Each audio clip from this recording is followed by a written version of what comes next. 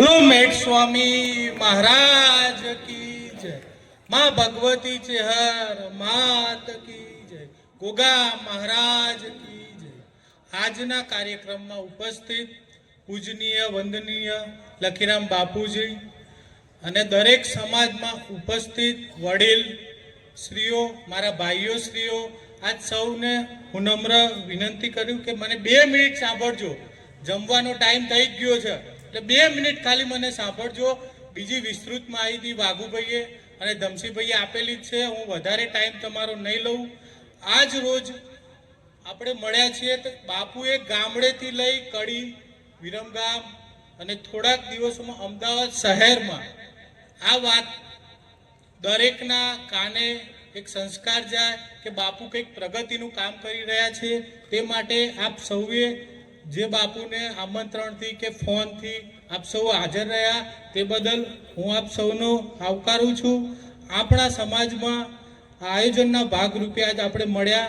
આપણા પૂજનીય લખીરામ બાપુને ભાવ સાથે આપણે એમના વિચારને માથે ચડાવીએ છીએ। આપણી લાગણીનો અંતરનો ભાવ સમાજની દરેક વ્યક્તિ સુધી આ વાત પહોંચે એવી આશા સાથે એમનો ભાવ વંદનીય છે। અને આપણા સાથે સાથે આપણા સમાજનો વિકાસ થાય એ પણ જરૂરી છે। તો ગામડામાં એક પતરાવાળું મકાન હોય તો આપણે એવો વિચાર આવે લાવો ને એક ધાબુ ભરાઈએ, આવે ને વિચાર। તો આપણી આ સંસ્થા એટલી બધી જૂની છે તો આપણે પણ એવું વિચારવું જોઈએ કે આપણા સાથે સાથે આપણી ધાર્મિક સંસ્થાનો પણ વિકાસ થવો જોઈએ। આપણે એ માટે મળ્યા છીએ અને આ સાથે આપણે સમાજમાં આપણો વિકાસ તો થઈ જ ગયો છે, એ સાથે સાથે આપણી ધાર્મિક સંસ્થાનો વિકાસ થાય। અને આપણો દેત્રોજ અત્યારે નાનું સ્ટેશન હતું અને તાલુકાના લેવલે અત્યારે ગયું છે, નગરપાલિકા પણ ભવિષ્યમાં બનશે। એ વિસ્તારનો વિકાસ થઈ રહ્યો છે એટલે આપણે ધાર્મિક સંસ્થાનો વિકાસ કરવો પણ જરૂરી છે।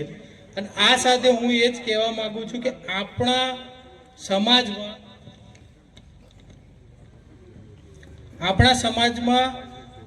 દરેક નાના મોટા પ્રસંગે આપણે મંદિરનો ઉપયોગ કરતા જ હોઈએ છીએ। તો એમાં જો સૌનો સાથ અને સૌનો સહકાર મળે તો સમાજનો વિકાસ થાય।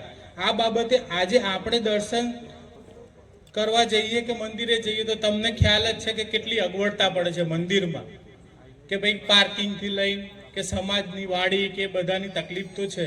એટલા માટે જ હું શું કહું, પણ પૂજનીય બાપુ અને નાથ ગંગાને મારા વંદન કરીને આ મારી વાતને અહીંયા વિરામ આપું છું। આપણું સદભાગ્ય એ છે કે આપણા ગુરુવર્ય આપણી ગુરુ ગાદીને મળ્યા। જય મેટ સ્વામી। ધન્યવાદ વિશાલભાઈ। સમાજના યુવાન રત્ન આપ ચરિયાલા સરપંચ શ્રી સરસ વાત આપી મૂકી એના માટે ધન્યવાદ અર્પણ કરીએ છીએ।